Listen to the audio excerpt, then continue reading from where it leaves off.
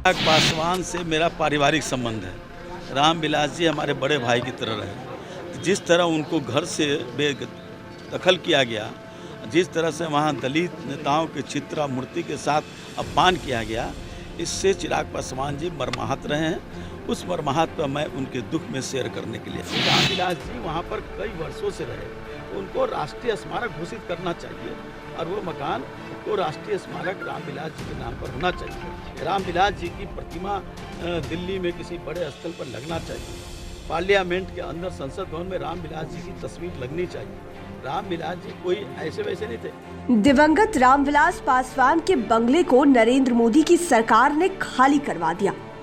रामविलास पासवान अब इस दुनिया में नहीं है। उनके बेटे चिराग पासवान से शहरी मंत्रालय ने यह बंगला वापस ले लिया। यह बंगला पासवान परिवार के पास 32 वर्षों से था। चिराग अभी लगभग 39 साल के हैं, यानी चिराग पासवान जब 7 साल के होंगे तब से उस बंगले में रह रहे थे। यह पहला पॉलिटिकल सीन है। दूसरा पॉलिटिकल सीन है मुकेश सहनी का। बिहार में मुकेश सहनी को बीजेपी के इशारे पर मंत्री पद से बर्खास्त कर दिया गया। किसी भी दिन उनका भी सरकारी बंगला खाली करा दिया जाएगा। कहा जाता है कि अंदर खाने से इसे लेकर काउंटडाउन शुरू भी हो गया है। और अब तीसरा पॉलिटिकल सीन यह है कि चिराग पासवान और मुकेश सहनी की नेता प्रतिपक्ष तेजस्वी यादव से काफी उम्मीदें हैं। ऐसे में सीधा सवाल उठ रहा है कि क्या तेजस्वी यादव, चिराग पासवान और मुकेश सहनी एक मंच पर आएंगे? सियासी मंच पर इनकी तिकड़ी जमेगी क्या? क्या कोई बड़ा राजनीतिक समीकरण बनने जा रहा है बिहार में? सियासी पंडित अभी से गुणा भाग में जुट गए हैं। समीकरण को कैलकुलेट कर रहे हैं कि ऐसा होगा तो क्या होगा, वैसा होगा तो क्या होगा। लेकिन एक बात तो सब मान रहे हैं कि ये तीनों युवा नेता एक मंच पर आ गए और इनकी तिकड़ी निस्वार्थ रूप से जम गई तो फिर बिहार की राजनीति में सियासी भूचाल आना तय है।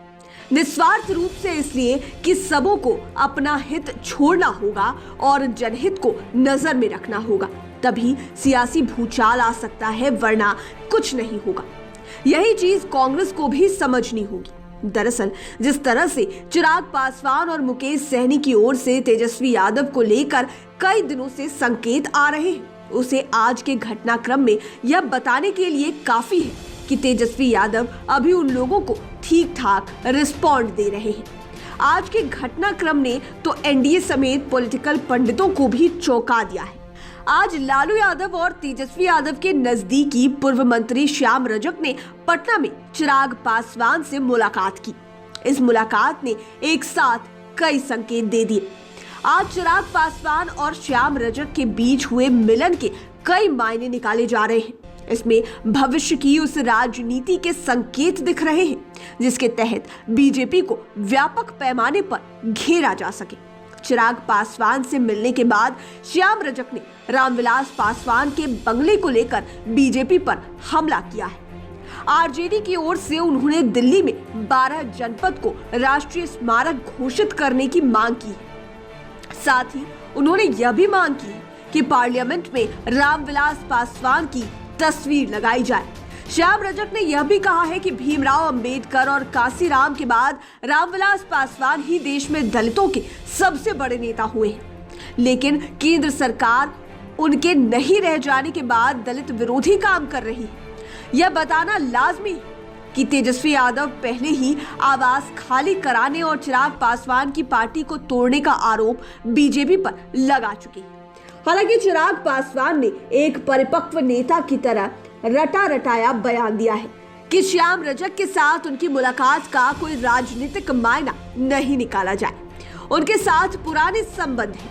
यह तो सबको पता रहता है कि जब भी सियासी गलियारे में दो बड़े नेताओं का मिलन होता है तो यह परंपरागत बयान आता ही है कि इसका कोई राजनीतिक मतलब ना निकाले। अब भला जब दो बड़े नेता आपस में मिलेंगे तो वहां पर राजनीतिक बातें नहीं होगी तो क्या घर की बातें होंगी?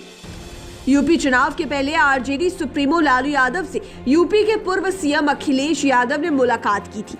उसी दौरान लालू यादव ने समाजवादी पार्टी के संस्थापक मुलायम सिंह यादव से भी मुलाकात की थी। तब भी कहा गया था कि मुलाकात का कोई राजनीतिक मतलब नहीं निकाला जाए। ऐसे में राजनीतिक नेताओं की मुलाकात को आसानी से समझा जा सकता है। अब जरा संकेत पर बात कर लेते हैं। कल ही चिराग पासवान का वैशाली में एक वीडियो वायरल हुआ था, जिसमें वे साफ कह रहे हैं कि एमएलसी चुनाव में वैशाली में आरजेडी उम्मीदवार को ही वोट दे दिया जाए, तेजस्वी जी के हाथों को मजबूत किया जाए। पहले आप चिराग पासवान का ये वायरल ऑडियो सुन लीजिए। जी नमस्कार, चिराग पासवान। जी नमस्कार। नमस्कार, कैसे हैं? जी बढ़िया है। चलिए, घर में परिवार में सब ठीक है ना? हाँ सब ठीक है। चलिए ठीक है, बस हम फोन किए हैं जी इस बात को जरूर ध्यान में रखिएगा कि कौन लोग साहब को धोखा दिया नहीं दिया। जी कल जब उनकी तस्वीर सड़क पर फेंकी गई तो अपने मंत्रालय के लालच में जो एक शब्द नहीं बोले हैं। जी सर। तो इस बात को हम लोग को ध्यान देने की जरूरत है। जी भाई, वो मंत्री बनने के लालच में साहब को क्या, पापा को यही ना बोलते थे लोग कि भाई भगवान है, हमारे भगवान है।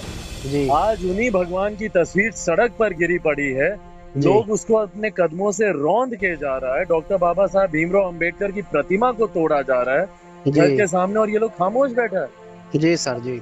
एक बार भी ये लोग कोई शब्द उठाया? मंत्री बने हुए इसी सरकार का ना फैसला है जिस सरकार में पशुपति पारस जी चाचा जी मंत्री बने हुए हैं। जी और उसके बाद इस तरीके से, भाई इससे तो बहुत अच्छा है कि हमको तेजस्वी जी हमको ट्वीट किए, फोन किए, मैसेज किए। जी सर। भाई ऐसे समय पे जो अपमान हुआ है उसको, उस वक्त जो खड़ा है, हम लोग को उस व्यक्ति को देखना चाहिए। तो आपने चिराग पासवान को सुना कि वे खुले तौर पर तेजस्वी यादव का समर्थन कर रहे हैं। इसी तरह का बयान पिछले दिनों मुकेश सहनी का भी आया था। उस समय मुकेश सहनी मंत्री पद पर बने हुए थे, तब उनका लालू प्रेम साफ दिखा था। मुकेश सहनी ने कहा था कि जिस दिन उनकी और लालू यादव की विचारधारा मिल जाएगी, उस दिन वे दोनों मिलकर बिहार में राजनीति करेंगे। तेजस्वी यादव को अपना छोटा भाई बताते हुए मुकेश सहनी ने यह भी कहा था कि किसी को हम दोनों के रिश्ते को लेकर भ्रम में नहीं रहना चाहिए। चिराग पासवान का वायरल ऑडियो, मुकेश सहनी का लालू तेजस्वी प्रेम और अब श्याम रजक के साथ चिराग की लंबी मुलाकात के साफ संकेत मिलने लगे हैं कि इन तीनों युवा नेताओं की जल्द ही एक तिकड़ी मंच पर दिख सकती है। बिहार का जातीय समीकरण कुछ ऐसा ही है कि अलग अलग लड़कर ये लंबी लड़ाई नहीं लड़ते हैं। यह जग जाहिर है कि तेजस्वी यादव के पास माई समीकरण आज भी बरकरार है, इसमें एक छटांग भी कम नहीं हुआ है। वहीं चिराग पासवान का पासवान वोट पर पकड़ से इनकार नहीं किया जा सकता। इसका बिहार विधानसभा चुनाव के साथ ही उपचुनाव में भी असर देखने को मिला। खासकर तारापुर उपचुनाव में तो जेडीयू प्रत्याशी को जितने वोट से जीत हासिल हुई, उससे काफी अधिक वोट चिराग पासवान के उम्मीदवार को मिल गए। ऐसे में पॉलिटिकल पंडित मानते हैं कि तारापुर में चिराग यदि तेजस्वी के साथ होते तो रिजल्ट कुछ और हो सकता था। वो जहां उपचुनाव के बाद मुकेश सहनी की ताकत का पता चल ही जाएगा। लेकिन यह भी सच है कि तीनों नेता अपने अपने परंपरागत वोटों के दम पर खिलाफ फतह नहीं कर सकते हैं। इसके लिए तीनों को एक साथ एक मंच पर आना बहुत जरूरी है। लेकिन यह भी जरूरी है कि उन्हें निस्वार्थ रूप से आगे आना होगा। अपने अहम मनमानी डिमांड को छोड़ना होगा। इससे कांग्रेस को भी सम्मानजनक तरीके से साथ में रखना होगा और कांग्रेस को भी बड़प्पन दिखाना होगा। तभी एक मंच पर आने का लाभ मिलेगा। क्योंकि आज भी आरजेडी और वाम दलों को मलाल है कि विधानसभा चुनाव में कांग्रेस ने जरूरत से ज्यादा सीटें ले ली, वरना आज बिहार की सत्ता में महागठबंधन होता। बहरहाल जब जागे तभी सवेरा को अपनाते हुए नए सियासी समीकरण गढ़े, फिर तो इस तिकड़ी से बिहार में सियासी भूचाल आना तय ही, जिसे आम जनता भी देखेगी।